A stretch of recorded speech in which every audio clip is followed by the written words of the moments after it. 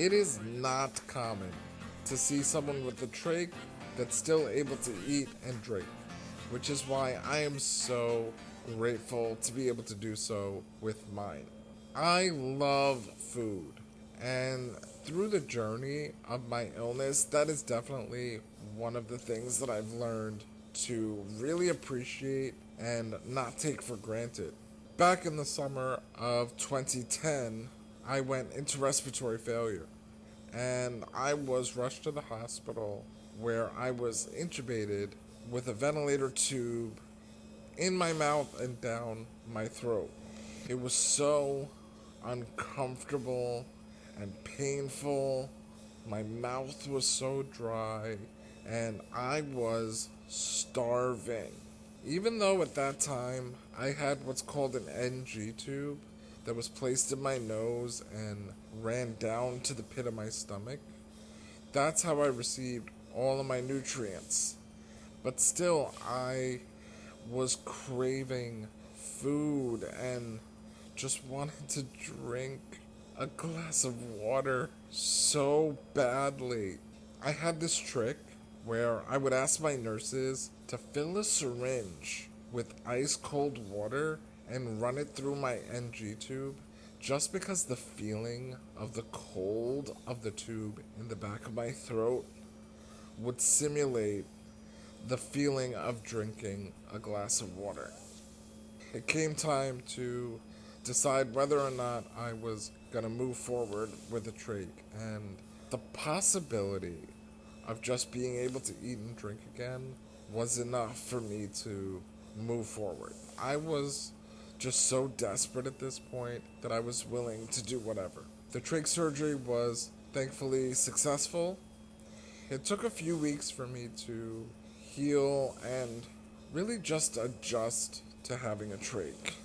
But I was so grateful to have that tube out of my mouth and my throat. I was finally cleared to undergo what's called a speech and swallow study. This was my first time drinking or eating anything in over a month. I could not have been happier to go through with this test. So they came in and put a camera in my nose that went down to my throat and was able to see where my esophagus splits off into my airway.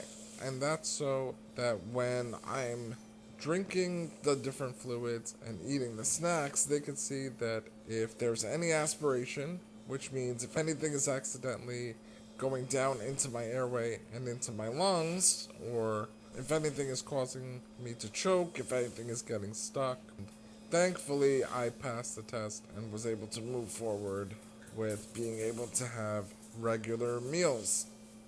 I'll never forget that first meal. I requested my mom's homemade yellow rice, barbecue chicken, and corn.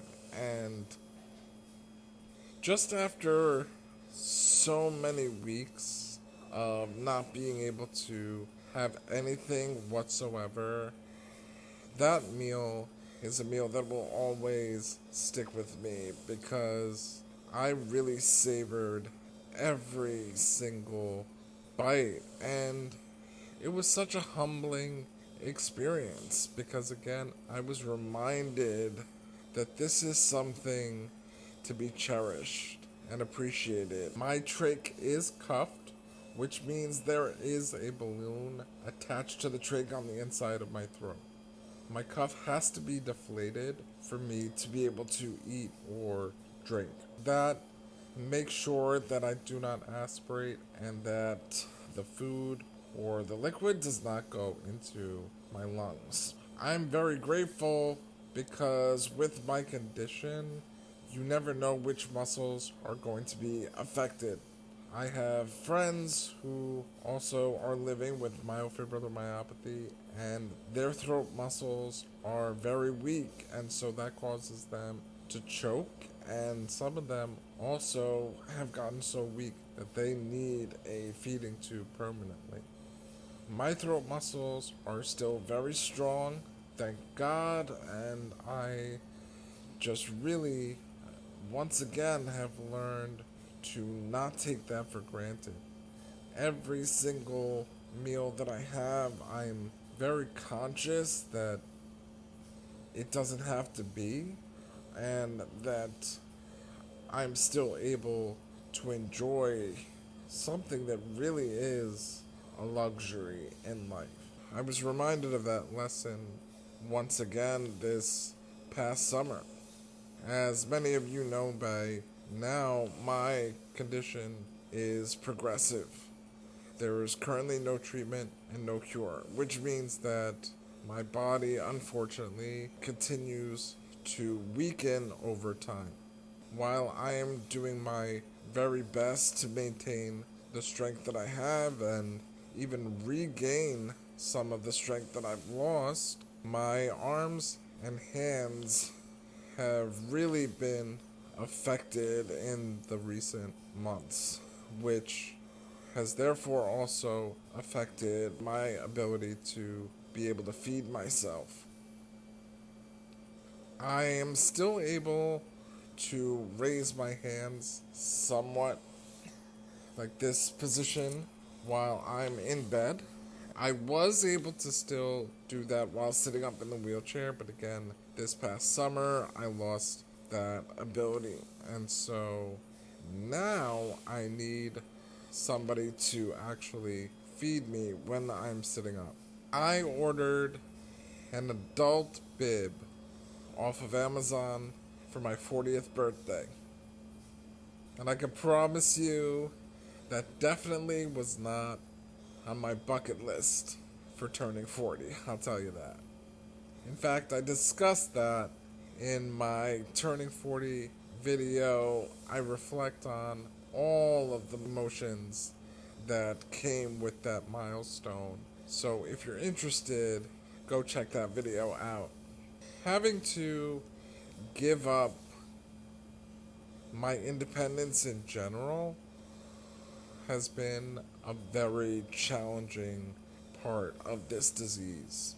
I really struggled with letting people feed me and knowing that I could no longer do such a simple task on my own.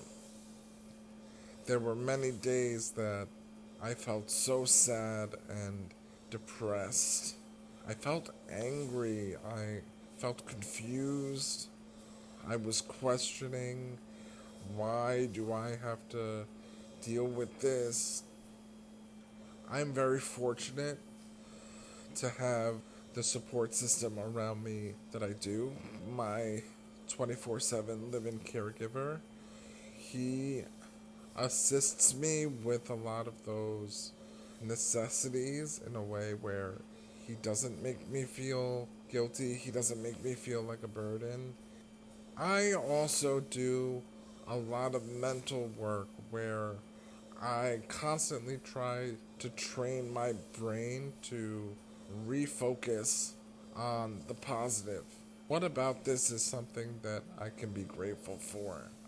Because I'm a firm believer in the fact that things could always be worse. Even though I need to be spoon-fed, even though I am 40 years old needing an adult bib,